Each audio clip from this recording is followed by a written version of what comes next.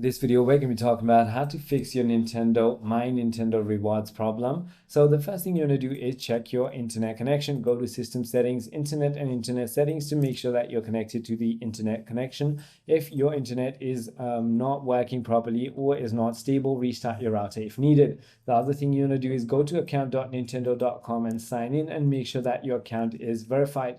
If it is not, then you could be facing problems. The other thing you want to do is visit My Nintendo on your Nintendo Switch or online. Check your points balance and recent histories. Points may take up to 48 hours to appear.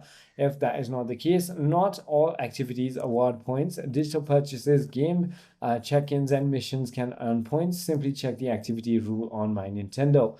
If that doesn't work, then you might need to simply go ahead and clear cache, check for system update, or simply go ahead and contact your Nintendo support at support.nintendo.com.